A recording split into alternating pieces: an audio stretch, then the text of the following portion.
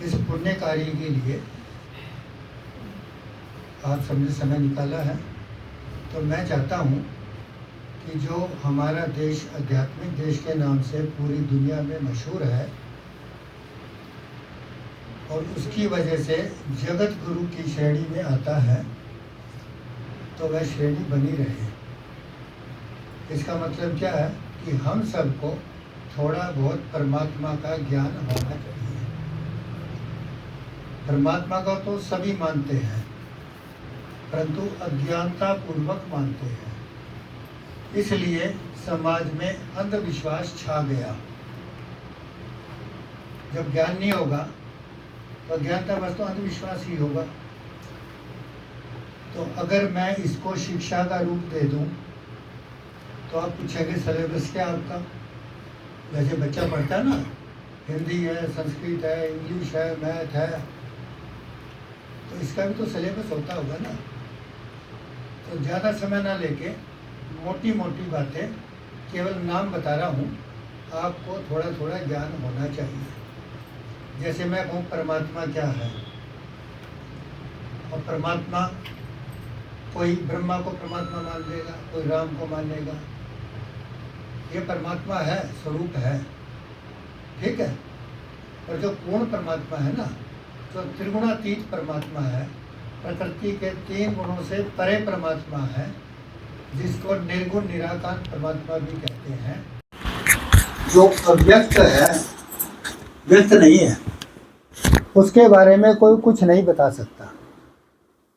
पर उसके बारे में इतना तो हमें पता है, विज्ञान ने सिद्ध कर दिया है कि वो जो प्योर एनर्जी है, उसको आप परमात्मा कहो या शक्ति कहो या एनर्जी कहो या प्रकाश कहो, जो निर्गुण निराकार है ना, सृष्टि के सारे गुण और सारे आकार उसी परमात्मा से निकलते हैं। तो फिर आप पूछोगे निर्गुण निराकार कैसे हुआ? निर्गुण इसलिए कहते हैं क्योंकि वह प्रकृति के 3 गुणों से परे है। प्रकृति के 3 गुण है ना, तो इस तरह का ज्ञान होना चाहिए। प्रकृति के आकारों से, प्रकृति के 3 गुणों से वो परे हैं, बुद्धि से परे हैं, इसलिए उसको निर्गुण निराकार कहते हैं। समझ में आ रही है ना? कोई मुश्किल तो नहीं है ना। पर वो परमात्मा जब हमारे मन में प्रकट हो जाता है तो निर्गुण की बजाय वो सगुण बन जाता है। सगुण का मतलब जब भी हमारे मन में आएगा तो सत्य के रूप में महसूस होगा, चित्त के रूप में महसूस होगा, आनंद के रूप में महसूस होने लग जाएगा। ऐसा महसूस करते ना, परमात्मा सच्चिदानंद स्वरूप है, ऐसे बोलते, बोलो सच्चिदानंद भगवान की, बोलते हैं ना। तो इन 3 गुणों की जय करते हैं। ये कोई रूप नहीं है, शक्ल नहीं है, ये सत्य चित्त आनंद परमात्मा से मिलने वाली शक्ति का नाम है।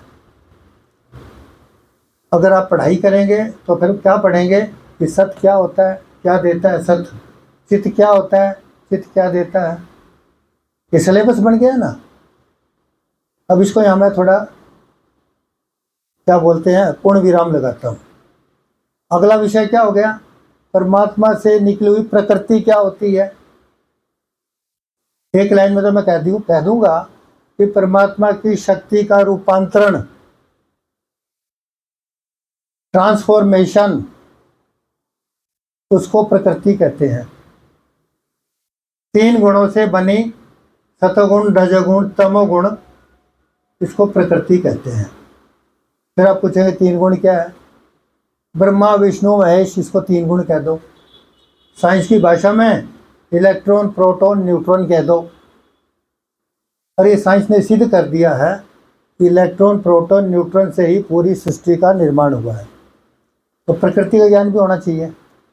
फिर आप पूछेंगे जीव क्या है, निर्जीव क्या है?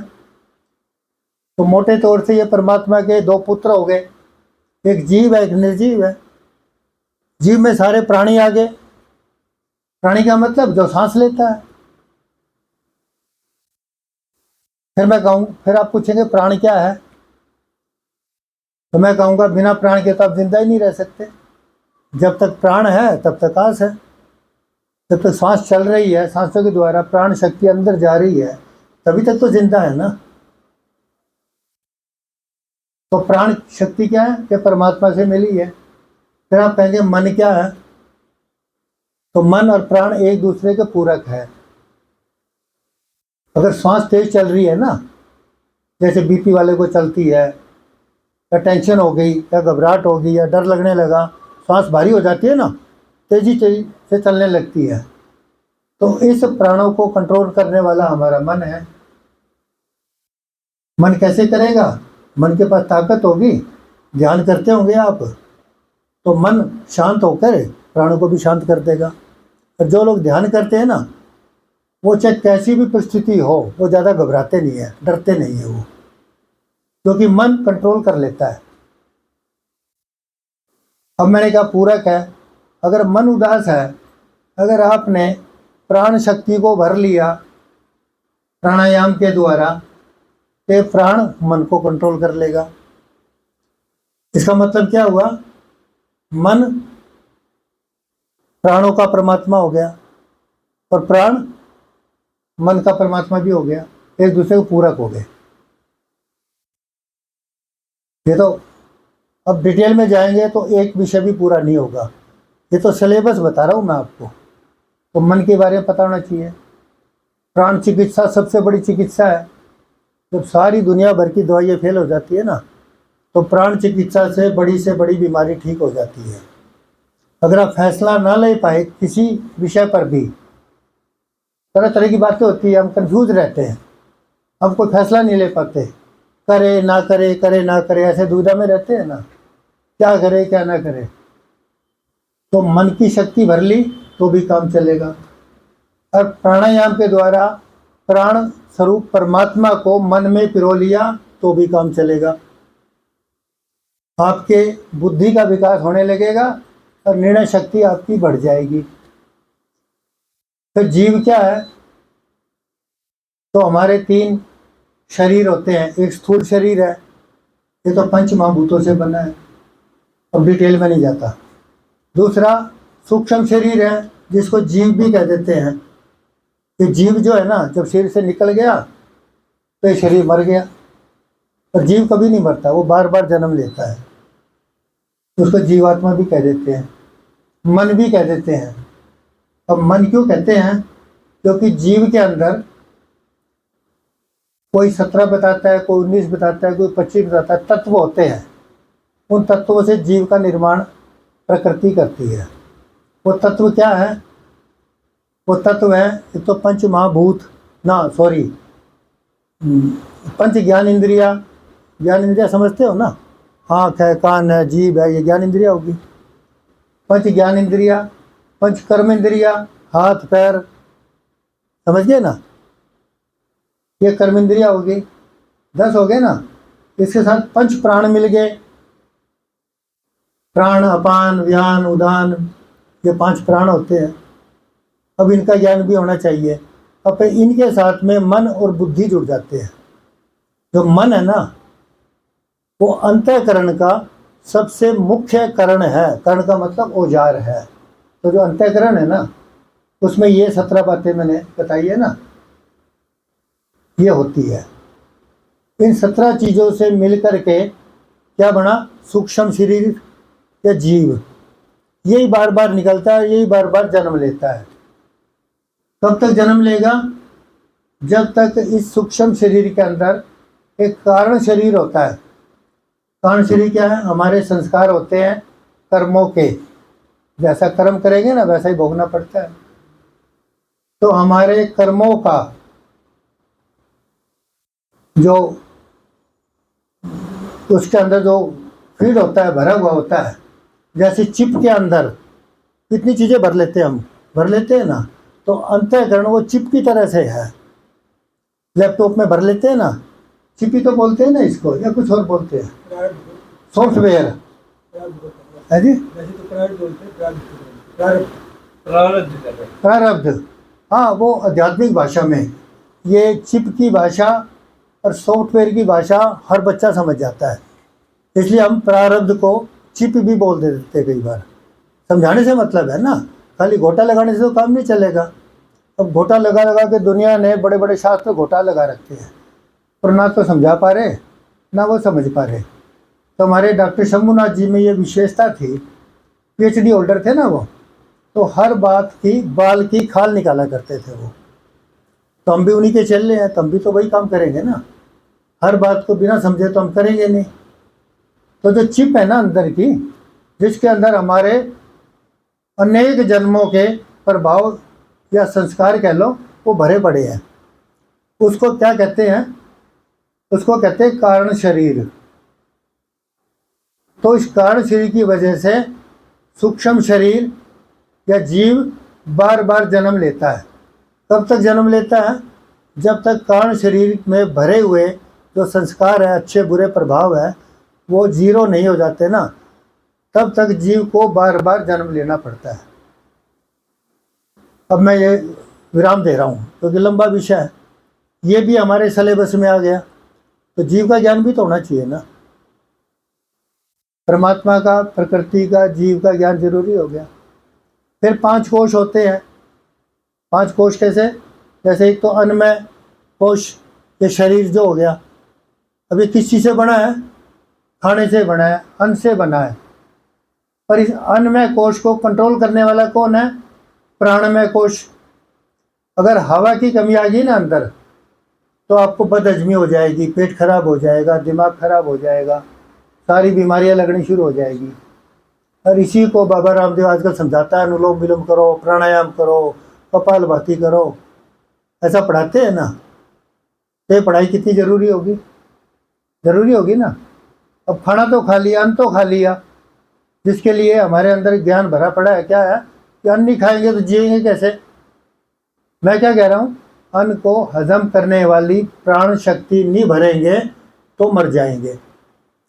ये जो अन्न है ना, ये हमें मारता भी है, जिंदा भी रखता है। जिंदा कब रखेगा? जब प्राणमय कोश प्राणवायु श्वासों के द्वारा हमारे शरीर में फेफड़ों की सहायता से खून में जब ये प्राण शक्ति, परमात्मा की शक्ति मिल जाएगी ना, तो खाया पिया हजम होगा, वरना खाया पिया हजम भी नहीं होगा। जब खाया पिया हजम होगा तो क्या होगा?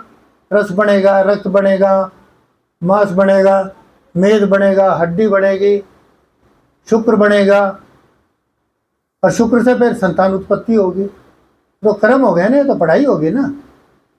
अब इस पढ़ाई को भी कोई नहीं करवा पा रहा है। प्राणमय कोश ना, अन्नमय कोश, प्राणमय कोश बता दिया। फिर मनोमय कोश आ गया। ये मनोमय कोश जो है ना, ये मन की शक्ति है, परमात्मा की शक्ति है। ये प्राण को भी और शरीर को भी कंट्रोल करने वाली है। तो मन क्या हो गया? प्राण का भी और शरीर का भी परमात्मा हो गया एक तरह से। बिना मन के ना प्राण काम करेगा ना शरीर काम करेगा, इसलिए ध्यान पे जोर देते हैं। अब ध्यान कौन करता है? मन करता है। अब मन को कंट्रोल कौन करता है? मन को कंट्रोल करता है हमारा विवेक, जिसको विज्ञान में कोश कह देते हैं। और विज्ञान में कोश को कौन कंट्रोल करता है? आनंदमय कोश। आनंदमय कोश क्या होता है? वह परमात्मा का रूप है। सारे काम करने वाला, करवाने वाला आनंदमय कोश है। अगर आनंदमय कोश की शक्ति ना मिले, आओ जी नमस्कार, आ जाओ, यहाँ जाओ, यहाँ जाओ, बैठो। ये बड़े विद्वान हैं, बड़ी अच्छी अच्छी बातें बताते हैं, मैं इनसे भी पूछता रहता हूँ। तो इनको गुरु का स्थान दे रहा हूँ, नमस्कार करते हैं इनको। और कोई कमी रह जाए तो फिर ये उसको दूर भी कर देते हैं। कोई भी विद्वान आता है तो विद्वान के लिए हमें पता लगना चाहिए विद्वान है, इससे कुछ सीखा जा सकता है, तो उसके लिए स्पेशल हमने ये बिछा रखा है। तो मैं अब आपको आखिरी क्या बता रहा था? आनंदमय कोश। ये आनंद, सच्चित आनंद, ये परमात्मा है।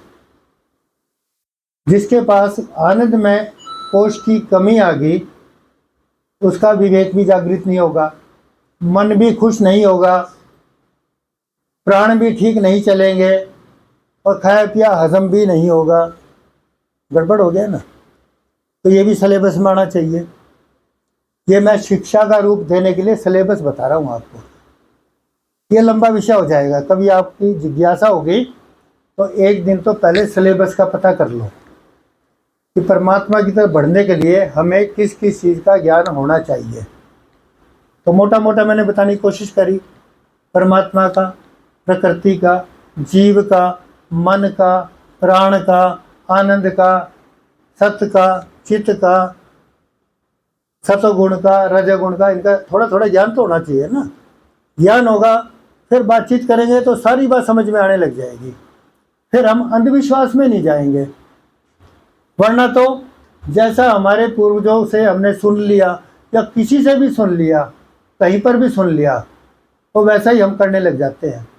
और बचपन से हर बच्चा अपने घर में, समाज में परमात्मा को किसी न किसी, चाहे गलत तरीके से सुने चाहे ठीक तरीके से सुने, सुनता तो है। कोई मूर्ति पूजा करेगा, कोई ओम का उच्चारण करेगा, कोई निर्गुण निराकार का पूजन का ध्यान करेगा, कोई सगुण का करेगा, और फिर आपस में झगड़ा भी करेंगे। क्यों करेंगे? शिक्षा की कमी की वजह से। अब इस शिक्षा के दो पहलू हो गए, एक बुद्धि से समझना और दूसरा मन से अनुभव करना। मन से अनुभव करने को कहते हैं प्रैक्टिकल, और बुद्धि समझने को कहते हैं थ्योरी। तो जैसे आजकल की शिक्षा में थ्योरी और प्रैक्टिकल दोनों मिलकर शिक्षा पूरी होती है ना, तो हमने मतलब क्या है कि ध्यान को पहले समझना है आंखें खोल करके, पूरे ध्यान से, जैसे बाहर की पढ़ाई करते हैं। अब ये पढ़ाई अंदर की पढ़ाई है। अब ये भी समझने की बात है, ये भी हमारी शिक्षा में आना चाहिए कि अंदर की पढ़ाई में और बाहर की पढ़ाई में क्या अंतर है। अंदर की पढ़ाई कौन करता है, बाहर की पढ़ाई कौन करता है, कैसे करते हैं। अंदर की पढ़ाई में किसी का ज्ञान मिलेगा, जैसे मैंने अभी बताया इलेक्ट्रॉन, प्रोटॉन, न्यूट्रॉन बताया ना, या निर्गुण निराकार परमात्मा का मिलेगा, या सच्चित आनंद का ज्ञान मिलेगा। अंदर शक्ति की दुनिया है और बाहर क्रियाओं की दुनिया है। ये तो मानते हो ना, अंदर शक्ति की दुनिया, अंदर शक्ति की पढ़ाई है और बाहर क्रियाओं की पढ़ाई है। शक्ति का मतलब अंदर धन है, आत्म धन, और बाहर उस धन को खर्च करने का तरीके है, भौतिक दुनिया। अगर अंदर का धन नहीं होगा तो क्या बाहर का सामान खरीद पाओगे आप? नहीं खरीद पाओगे ना। तो अंदर तो बैंक है और बाहर बाजार है। तो बैंक में कुछ धन होगा तभी तो बाजार में जाने के काबिल होंगे ना। अब आजकल क्या है कि आत्म धन तो है नहीं और भौतिक सुख लेने की कोशिश कर रहे हैं। तो भौतिक पैसे से भौतिक सुविधाएं तो हम खरीद लेते हैं, पर जो भौतिक सुविधाएं हैं उनसे सुख कब मिलेगा? जब अंदर का धन होगा। बिना अंदर के धन के बाहर क्रियाओं में सफलता नहीं मिलेगी। क्रिया तो हम कर देंगे पर सफलता किससे मिलेगी? अंदर के धन से, अंदर की शक्ति से। ये भी सिलेबस में आ गई बातें। तो आधी आधी बहुत सारी बातें हैं।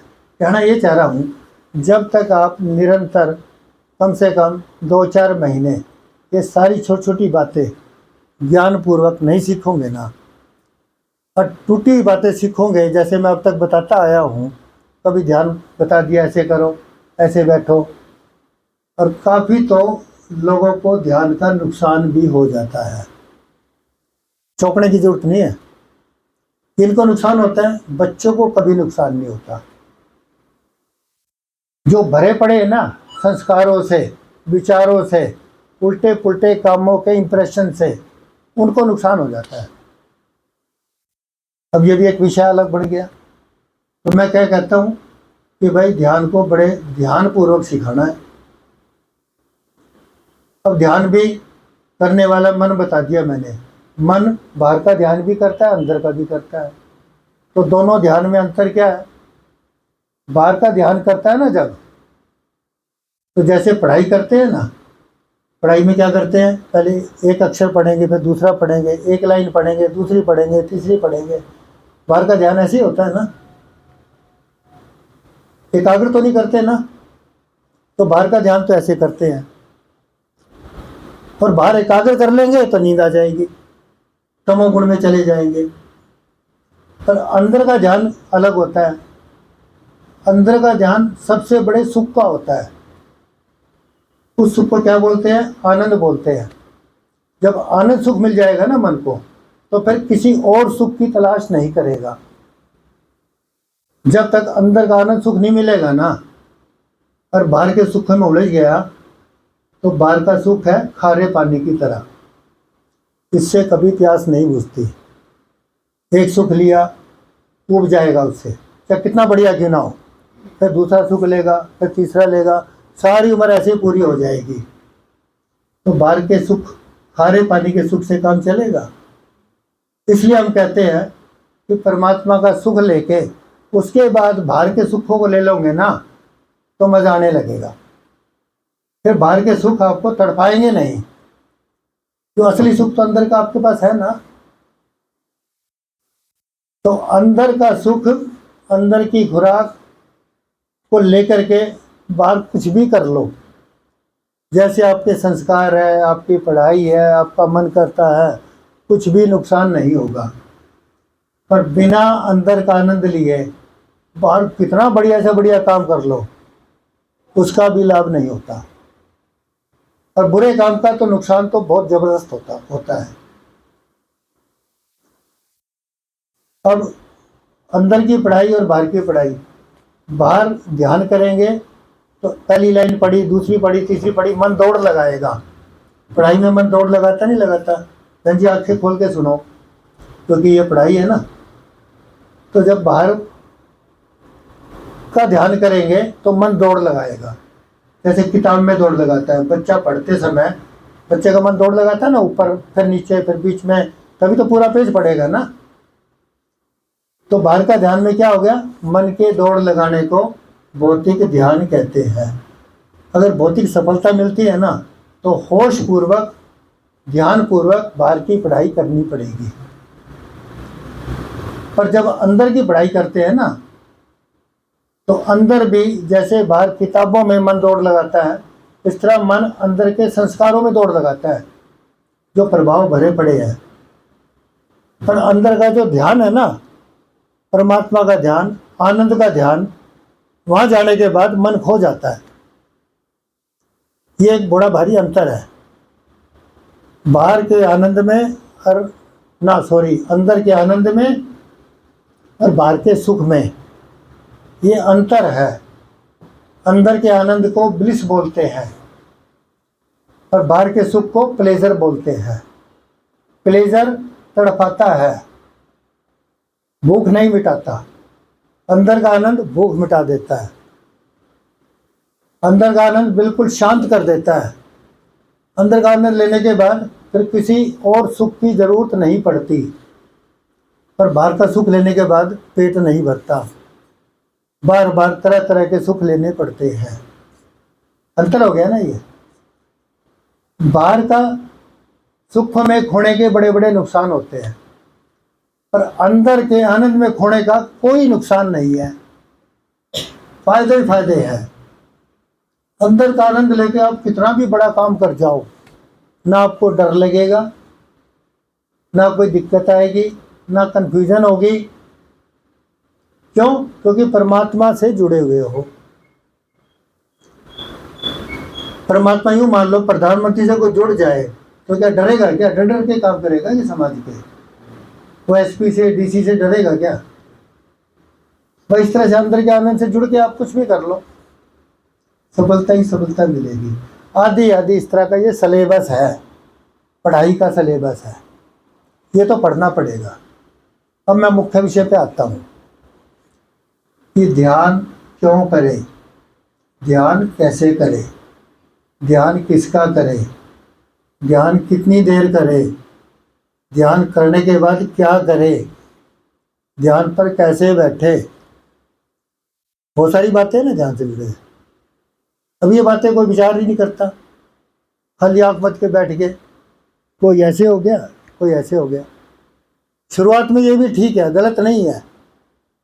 अगर आप इसको शिक्षा का रूप देंगे तो इसमें भी सुधार पैदा करेंगे ना।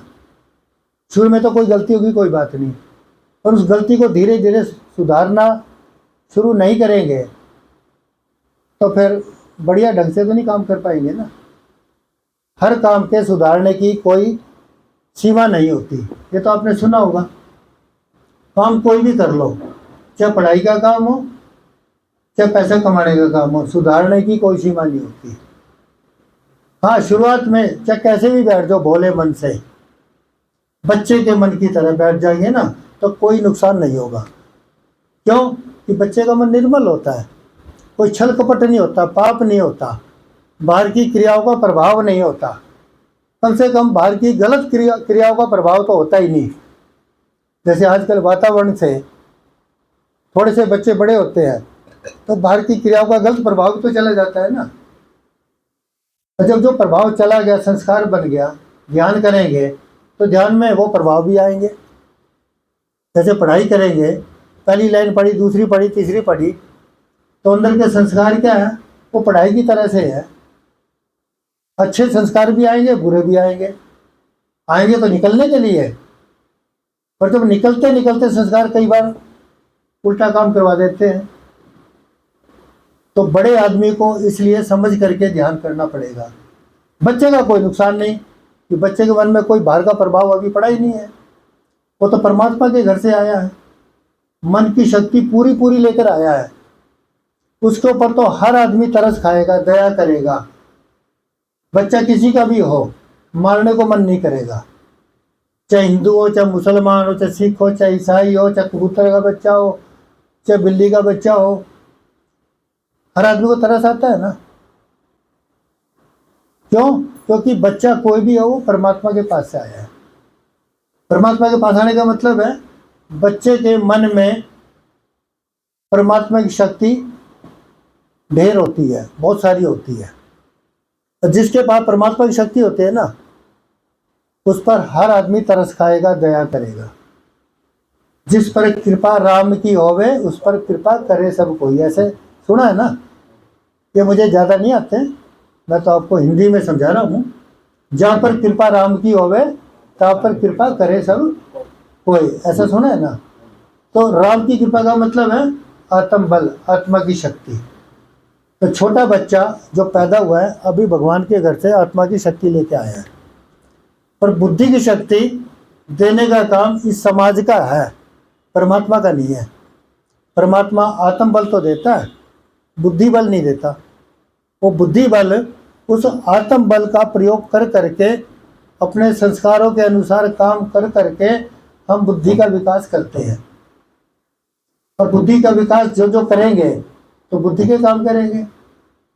और बुद्धि में पढ़ते तो ये है कि ये चीज़ खराब है, ये ना करो, ये खाना मत खाओ, ये खराब है, ऐसे मत सोच, गलत है, गलत ढंग से मत बैठो, गाली गलौज मत करो, झगड़ा मत करो। पर जो पढ़ते हैं वैसा करते तो नहीं ना।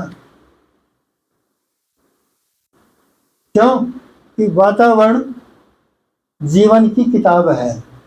जैसा वातावरण होगा ना उससे हम सीखते रहते हैं। और दूसरा, जो प्रारब्ध लेकर आए हैं वो भी जीवन की किताब है।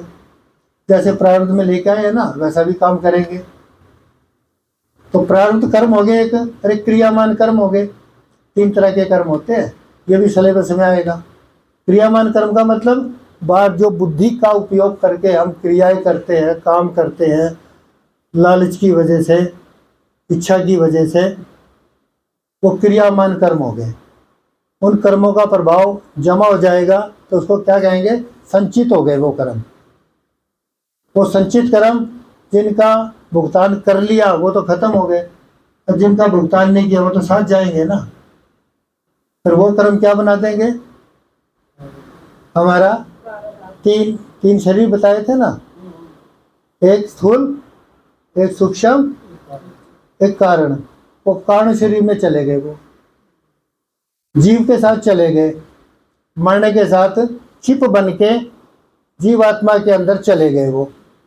और वो चिप की वजह से, चिप दिखाई तो नहीं देती, लैपटॉप में चिप डाल देंगे या वो क्या बोलते हैं पेन ड्राइव, सब कुछ भरा होता है, वो उस तरह से चिप निकल के जाती है। तो चिप बार बार किसी भी शरीर को धारण कर लेगी वो, तो कोई मुश्किल तो नहीं। आजकल ये जो लैपटॉप में भरा होता है सॉफ्टवेयर कहते हैं, वो हवा में तो होता है ना, वो किसी भी लैपटॉप में डाल दो वही काम आने लग जाएगा। तो हमारी आत्मा क्या उस चिप से भी गई गुजरी है क्या? आत्मा में भी तो यही होता है ना,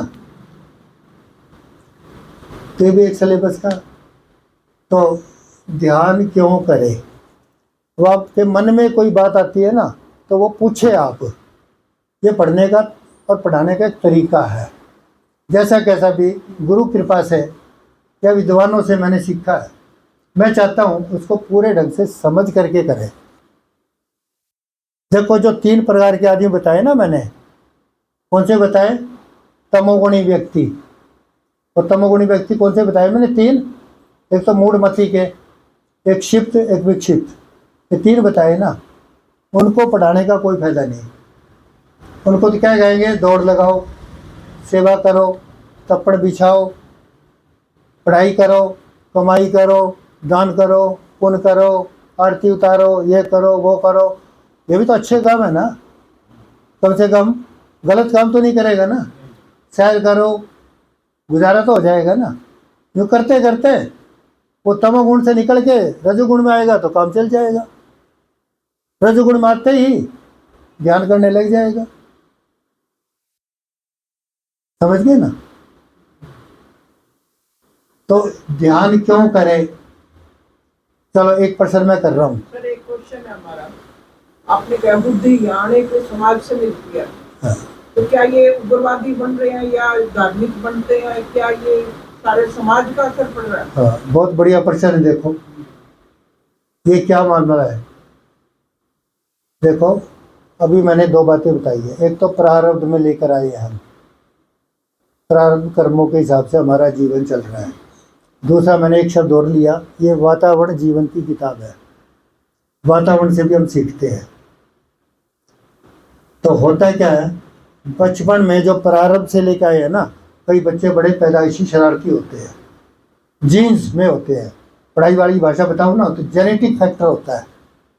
जीन्स क्या होता है, अब ये भी पढ़ाई है। समय होता है तो मैं बताता खोल करके जीन्स क्या होता है, टाइम ज़्यादा लगेगा। तो जीन्स के अंदर जो लेकर आए हैं ना, वैसा कर्म तो बच्चा पैदा होते ही करने लग जाएगा, पर वो कर्म उसको नुकसान नहीं पहुंचा पाएगा। क्योंकि जैसा कर्म लेके आया है ना जीन्स के अंदर, उतनी भगवान शक्ति दे के भी भेजता है। और वो केवल कर्मों का भुगतान करने के लिए शक्ति मिली होती है। उसका भुगतान हर बच्चा आराम से कर लेगा, ज़रा भी परमात्मा उसका नुकसान नहीं होने देगा। पर यहाँ आने के बाद जो वातावरण से, समाज से, किताबों से हमने जैसा सीखा है ना, उसका भी तो प्रभाव पड़ेगा ना। और उसका प्रभाव पढ़ के हमने अपने मन को, अपनी बुद्धि को जैसी ट्रेनिंग दे दी, वैसे ही तो काम करेंगे ना। ये इस बात समझ में आ रही है नहीं? मन को, बुद्धि को जैसी ट्रेनिंग देंगे, जैसा किताबों से पढ़ाएंगे या मन को ट्रेंड करेंगे। मान लो कोई आदमी डरपोक है और उसको रोज शाबाशी दे दे के बहादुर बनाने के लिए कभी कुश्ती करा दी, कभी लड़ाई करवा दिया, कभी कुछ करवा दिया, कभी कुछ करा दिया, और ट्रेनिंग दे दे करके बहादुर बना दिया, तो बहादुरी वाले काम भी तो करेगा ना। वो बात अलग है, डर लगेगा, अकेला हुआ तो भाग जाएगा बीच में छोड़ करके। तो अंदर से तो मजबूत नहीं है ना वो ट्रेनिंग की वजह से मजबूत हो गया। बॉर्डर पे जाके गोली तो चला देगा वो, जो ट्रेनिंग है उसकी, उसको डर थोड़ी लगेगा। और गोली चलाने की या आतंक बम फेंकने की ट्रेनिंग ना हो तो क्या वो काम कर पाएगा? नहीं कर पाएगा ना। तो ये मिला जुला प्रभाव जो क्रिया यहाँ आके करते हैं बुद्धि के द्वारा, मन के द्वारा, उसका प्रभाव प्लस में पिछले जन्म से जो लेके आए हैं प्रारब्ध में, वो दोनों का मिला जुला प्रभाव होता है। अब दुर्भाग्य क्या है हमारा, ये बहुत इंपॉर्टेंट बात बता रहा हूँ। बचपन में बच्चे के पास मन की शक्ति बहुत सारी होती है, यूँ मान लो भरपूर होती है, पर बुद्धि की शक्ति 0 होती है। बच्चे को यूँ भी नहीं पता कि आग में उंगली डाल दूंगा तो मेरी उंगली जल जाएगी, पता होता है क्या? नहीं पता होता ना। तो बुद्धि वाला ज्ञान माता पिता या समाज या बच्चा खुद तजर्बे कर करके बुद्धि का ज्ञान लेता है कि देखो आग में उंगली डालने से जलेगी, गलत काम करने से सजा मिलेगी, अच्छा काम करने से इनाम मिलेगा, ये बात सीखता है ना। तो जैसा सीखेगा तो बुद्धि का विकास हो गया। अब बुद्धि के विकास की ट्रेनिंग तो बाहर है, चाहे वो किताबें पढ़ा के दो, चाहे वो कुछ काम सिखा के दो, पर मन के विकास की ट्रेनिंग नहीं है। मन के विकास कैसे होता है? जैसे बच्चा पैदा हुआ, बच्चा 18 घंटे सोता है, वो क्या करता है? 18 घंटे निर्मल मन से ध्यान करता है, कपट नहीं होता उसके मन में, तो उसका 18 घंटे का ध्यान माना जाएगा। बड़ा आदमी ये ध्यान नहीं कर सकता। बड़ा आदमी ध्यान करेगा ना तो जो छल कपट मन में भर लिया है ना, यहाँ पर आने के बाद बड़ा होते होते बुद्धि के काम कर करके जो छल कपट मन में भर गया है ना, पहले वो सामने आएंगे। वो छल कपट निकलने के बाद फिर बच्चे की तरह 18 घंटे 20 घंटे सोने वाला जो ध्यान है ना, फिर उसका चालू हो जाएगा। और जब तक ये छल कपट मन में भरे पड़े हैं संस्कार के रूप में, तब तक हम बच्चों का मुकाबला नहीं कर सकते। अब बच्चे के मन में तो संस्कार है ही नहीं, इस जन्म के प्रारब्ध के तो हैं, और प्रारब्ध के संस्कार के हिसाब से परमात्मा ने शक्ति भी दे रखी है। पर इस जन्म में जो संस्कार डाल दिए, माता पिता ने डाल दिए, बहुत बड़ा इंजीनियर डॉक्टर वकील बनाने के लिए, और उसके बनाने के चक्कर में गलत काम कर दिए। कहीं रिश्वत दे के एडमिशन कराया, कहीं नकल मार के पास कराया, कहीं पढ़ा हुआ काम नहीं आया, पढ़ा कुछ किया कुछ। पढ़ा तो ये कि सुबह उठना चाहिए, रात को जल्दी सोना चाहिए, पर करते तो नहीं ऐसा। पढ़ा तो ये कि भूख लगने पे खाना खाना चाहिए, और अब कचौरी रसगुल्ले आ जाए या मनपसंद की चीज़ आ जाए, भूख हो या ना हो, खाई जाएंगे हम। तो कहना ये चाह रहा हूँ, मन के विकास की शिक्षा का लोप हो गया। मन का विकास कब होता है? जब बच्चे की तरह हम कुछ नहीं करते, केवल आंख बंद करके ध्यान करते हैं। जैसे गहरी नींद में जब कुछ नहीं करते तो गहरी नींद से शक्ति मिलती है ना, और गहरी नींद में ना जाए तो सपन देखते रहेंगे, अगले दिन उठने को भी मन नहीं करेगा। बच्चे को गहरी नींद ज्यादा आती है, सपन कम आते हैं। सपन बच्चे को भी आते हैं क्योंकि संस्कार है प्रारब्ध के, पर बहुत मामूली। ये तो मानते हो ना। तब ये पता लग गया कि बुद्धि का विकास तो होगा किताबें पढ़ के, ये तो हो गया बाहर का ज्ञान, बाहर की शक्ति। पर बिना आनंद की शक्ति, अंदर की शक्ति लिए बिना जो बच्चे के पास है, तब तक हमारे ऊपर ना तो कोई दया खाएगा, ना कोई तरस करेगा, ना कोई प्यार करेगा। ऐसा हो रहा नहीं हो रहा? जो बड़े होते हैं प्यार कम मिलता है या ज़्यादा मिलता है? चाहे अपने बच्चों का हो, चाहे समाज का हो, चाहे परिवार का हो। बूढ़े आदमी की कोई कदर करता है क्या? क्यों? अगर बूढ़ा आदमी बचपन से ध्यान करता होता ना, तो मजाल है बूढ़े आदमी के बिना कोई पत्ता तक भी ला दे घर का। पहले ऐसे बूढ़े होते थे, वो परमात्मा को जानते थे, समझते थे, वो अपनी आत्म बल को, आनंद की शक्ति को कम नहीं होने देते थे। तो बिना उनसे पूछे पहले के बच्चे चाहे कुछ भी बन जाए, प्रधानमंत्री बन जाए, अपने माता पिता के से पूछे बिना कुछ करने की हिम्मत नहीं होती थी। उन बूढ़ों में आशीर्वाद देने का भी ताकत थी उनके अंदर, उनका आशीर्वाद भी लगता था। पर आजकल के बूढ़ों में ताकत है ही नहीं। तो ताकत नहीं है तो क्या है? 2 टाइम की रोटी भी नहीं मिलती। कितना बुरा हाल हो रहा है। और बच्चों में संस्कार नहीं है जो अपने माता पिता की सेवा कर ले, इज्जत कर दे बड़ों की। किसी को तरस ही नहीं आता है। आता है तो बताओ, ये तो मेरा तो तजुर्बा है। तो फर्क क्या हुआ? बच्चे के मन में परमात्मा का आनंद घुला पड़ा है। वो परमात्मा की ताकत उसको दुखी नहीं होने देती। चाहे माँ दूध पिलाए और चाहे कोई और जानवर दूध पिला दे उसको। ऐसा देखा है ना? गाय मर गई, तो बच्चे को दूसरी गाय तक दूध पिला देगी। कुत्ते का बच्चा हो वो भी दूसरा माँ बन के दूध पिला देती है। तो बच्चे में तरस आ रही है ना। तो जो जो हम बड़े होंगे, मन की शक्ति कम हो गई, हमारे ऊपर कोई तरस नहीं करेगा। अगर आप बचपन से ध्यान करने वाला रास्ता भी दिखा देते बच्चों को, तो जैसे बुद्धि का विकास होता है उसी तरह से मन का विकास भी साथ साथ होता है। अगर मन का विकास भी बुद्धि के विकास जितना विकास हो गया होता तो हम किसी काम में फेल नहीं हो सकते थे। अब आजकल क्या वैज्ञानिक क्या कहते हैं कि हमारे मन का विकास 100% है, और इस्तेमाल भी 100% करते हैं। चतुराई से, हेराफेरी से, चीटिंग से करते नहीं करते।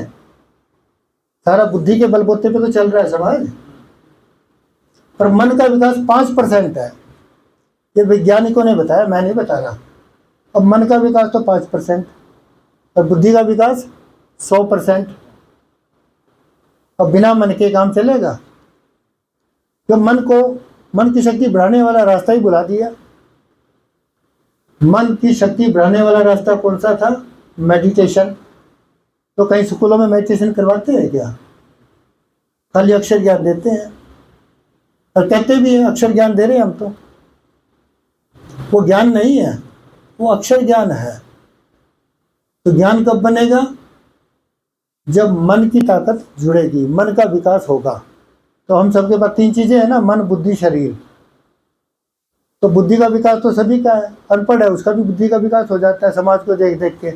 वो भी बड़े बड़े काम कर देता है, बड़े बड़े बिजनेस कर देता है, पैसा भी कमा लेता है, और पैसे से वो सुखी नहीं हो पाता। टाटा बिरला तो बन सकता है, सामान तो खरीद सकता है, बढ़िया बिस्तर खरीद सकता है, पर जो नींद बच्चे को आती है ना, वो टाटा बिरला बनने के बाद बच्चे वाली नींद का मजा नहीं ले सकता। वो ले सकता है क्या? बच्चे वाली नींद का मजा जानवर का बच्चा भी नींद का मजा ले लेता है। पर टाटा बिरला बिस्तर तो खरीद लेगा, बिस्तर पे सोने का मजा नहीं ले सकता। एसी खरीद लेगा, बढ़िया से बढ़िया मकान बना लेगा, पर उसका मजा नहीं ले सकता।